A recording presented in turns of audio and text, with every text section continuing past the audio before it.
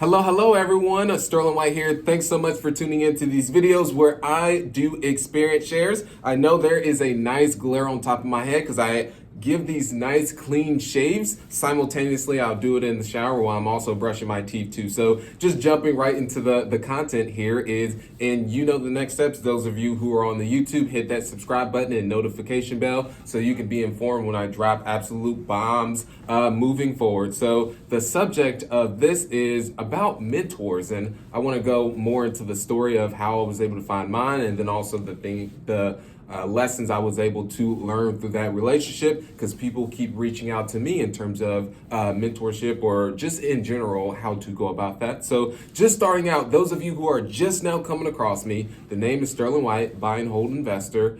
Started in a single family, transition to multifamily, and this was in 2017. Born and raised in Indianapolis, Indiana, single mother, fraternal twin brother, and grew up on welfare and in Section 8 housing, and then ended up getting into the industry. This was 2009, where my roommate at the time in college, his dad owned a construction company and saw I had some free time during the summers, and that's how I got started.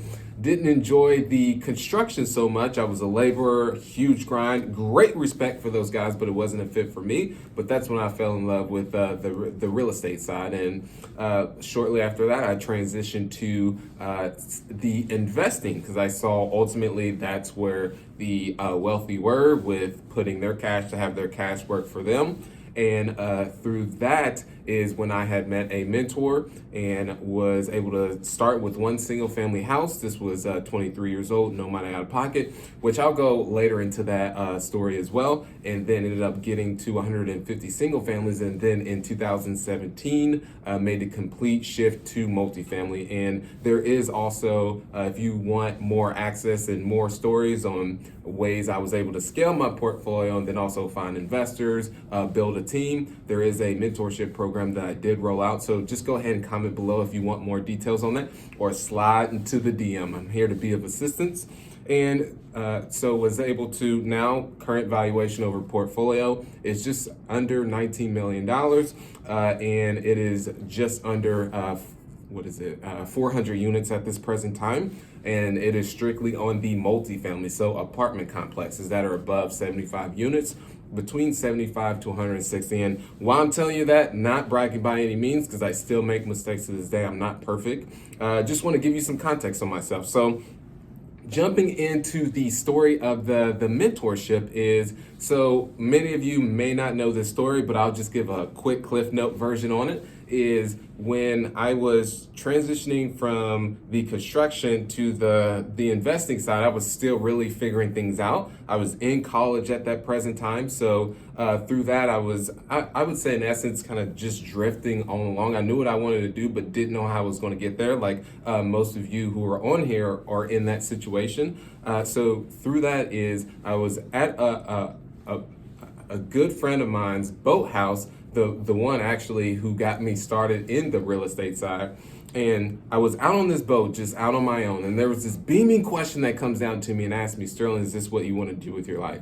I answered back to that question. I don't know if it was God, some higher being, whatever it was, that no, this is not. So since then, I completely changed the trajectory of my life. So cut off a lot of negativity, stopped watching the news, and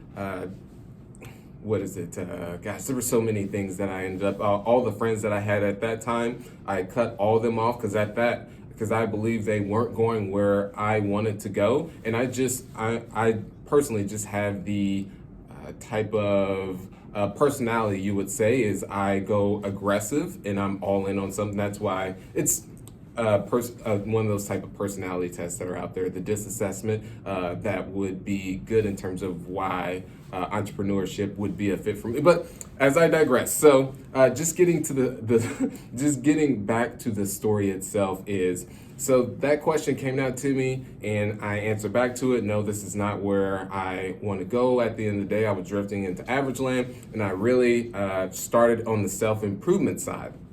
So through that, I came across Earl Nightingale, Tony Robbins, Zig Ziglar's, and just started taking out all the negative weeds and limiting beliefs and replacing those with more empowering ones. And then I love this quote that says, when the teacher is ready, when the student is ready, the teacher shall arise.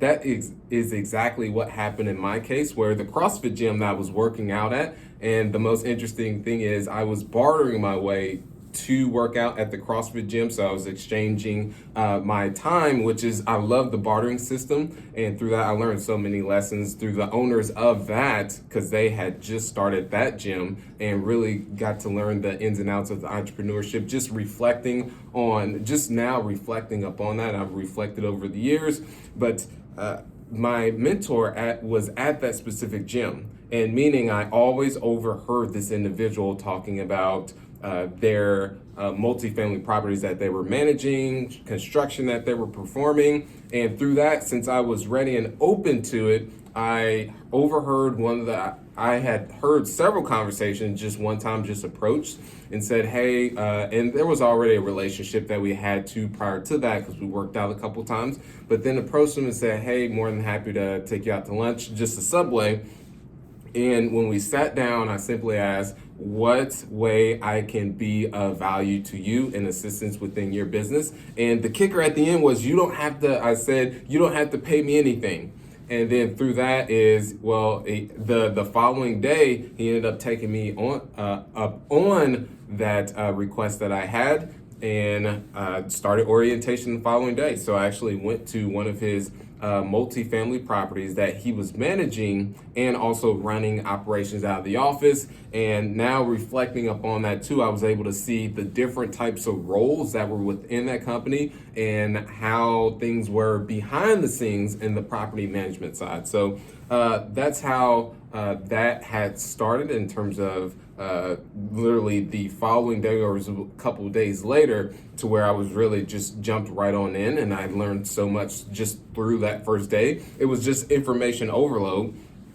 And so through that is, I mentioned anything that he needed within his company, I'm more than happy to assist with. And at this present time, I did have a Amazon business that I had that was making some income, but at the same time, I was living in my friend's den. Yes, I was living in his den completely. So I had not very much overhead, but still at the same time, I was living very frugal. So that's why I was in a good position to be able to offer my services for free. And just in essence, I was able to get $1 million, I would say over $1 million in terms of the value out of that relationship. But I'm gonna go more into things. So the value that was exchanged in that relationship was, the biggest one was me providing more of a digital to renting his apartment units that he had, because he was more of a old school operator.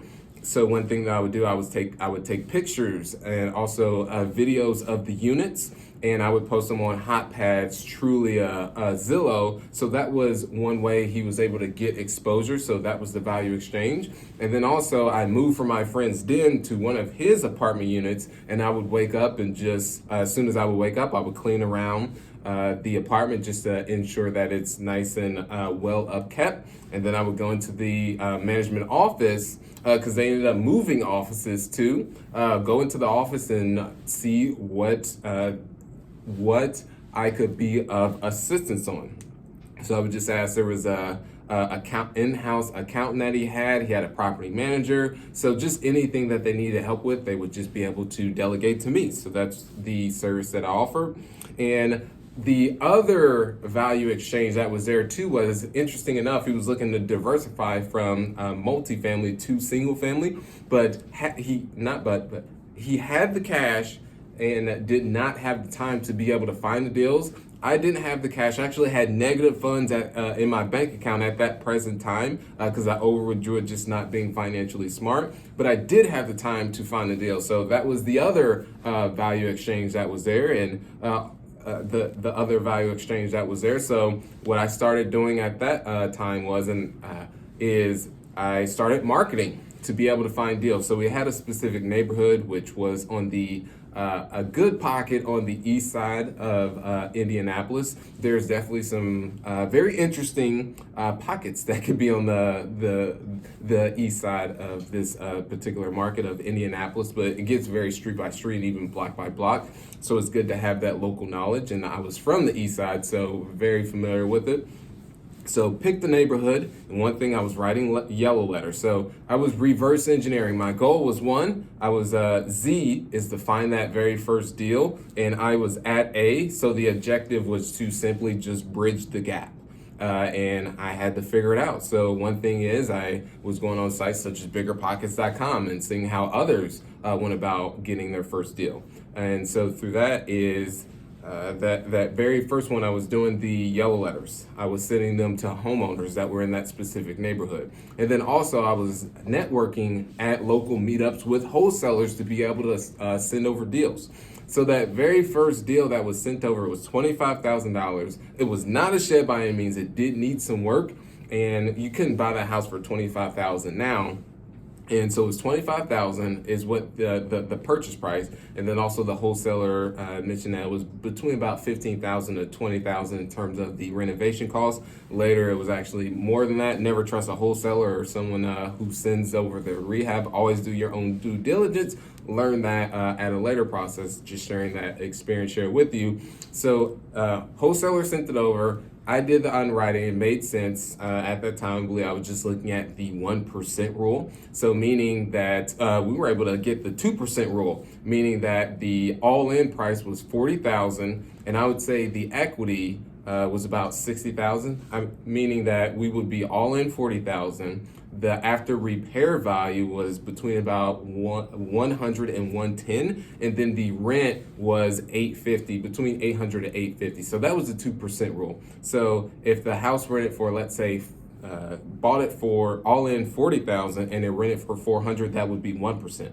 But it was renting for over $800, which is the 2% rule. So not able to get those types of deals anymore, but that was the type of the back of the math type of underwriting I was doing at that time. Have gotten a lot more sophisticated, especially as transitioning from the single family to multifamily. It does take some more sophistication in the underwriting side.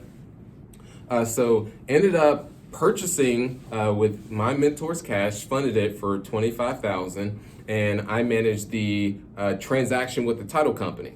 And then after we closed on it, I was the one that went in and I had absolutely no clue the types of renovations that it needed, but ended up figuring out with coordinating with his maintenance team that had the experience locally, because I walked in prior to and doing the due diligence, but I was like, oh, I have no clue what even needs to be repaired. It wasn't, the ceiling was falling in a tad bit, but that was the only major repair really. Everything else was just simply paint scheme, bathroom needed to be upgraded as well. It was just simply an outdated house. So through that, after renovation, I was managing the maintenance crew, and then I was doing the leasing as well. So taking all the incoming prospective resident calls, and then doing the screening, which I learned so many lessons through screening through that whole process. And then the actual showings too. And then when found a qualified resident, that's when the lease was signed. And then interesting story about this specific deal, those tenants actually ended up subleasing. So that's another story in itself. Don't want to digress too much. But the main thing I was able to learn through that is, one, this whole relationship it comes down to a value exchange. And I just happened to meet this individual, his name's Will, at the right moment in time to where he was in a position to where he would be able to take on a mentee at that present time. And for those of you who are on here, go ahead and comment below if you want details on that mentorship call that I actually have coming up this Wednesday. Comment below or slide into my DM with to get details on that. So he was in a situation to where he could have a mentee on. He was a little bit more of an older individual and wanted to really give back. And then also I was in the right situation to where I had limited, very low overhead and the time to be able to do what was needed, whatever it takes to be able to get that knowledge that he spent 25 years within the industry. So the biggest lessons that I was able to learn is, one, Band-Aids are expensive, meaning that let's say it's a patch roof, for instance, that it's in and it's got about 2 years 2 years left on it. It's best to replace it versus patching it. well, did I mention? Okay, yes, a leaky roof that has, and I may just be saying the same exact thing, but if it's a leaky roof and you realize that it has 2 years left, it's best to replace it versus putting a patch on it, because the patches are gonna start adding up. And then the thing is that that problem also leads to other problems, meaning it could trickle down into the ceiling, and then it could cause some water damage there. So you may have to end up replacing the actual ceiling, because the resident may not even say anything, and then also you've ruined the resident's experience, so they may not even re-rent. So it's really a trickle down effect. So that was something he really helped me in terms of mindset. The second is that this industry is very small and it's all about relationships. So if you're known as a retrader, or let's say a renegotiator, for another word on that, is that if you constantly go into deals saying that I'm going to pay $10 million for the deal, you go in saying I'm going to pay $10 million for the deal, and the owner accepts that, but realistically, you know, at a later point, you need it for $8 million, then that's just not going to work out, especially if you keep doing that over and over. And if you're working with a broker, that broker want to work with you, and then word ends up getting around. So relationships.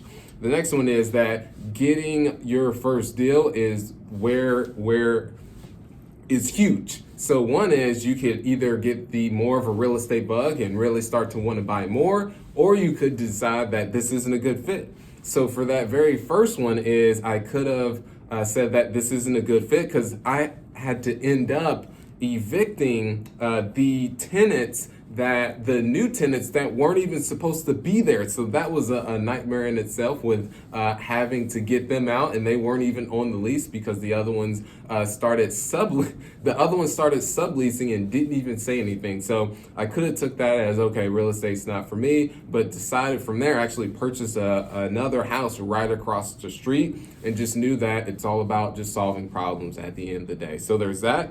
And then at the end of the day, lastly, in college, I spent money to accumulate student loan debt, and through that it was about $30,000. Not very much. Well, it's all subjective in a way. So from that, the value I got from college for that amount of money did not translate exactly to at all from the real experience that I was able to get. And as I had mentioned earlier, got close to about $1 million, or over millions of it's. From the learning lessons of that, I probably would have spent millions of dollars of the actually on-the-job knowledge that I was able to accumulate. So thanks, everyone. Just wanted to share that story in terms of how I was able to get my mentor, pull back and get behind the scenes of how that relationship ended up working out. We still communicate. We're still great colleagues. Some of those deals that we did have together ended up exiting out of those.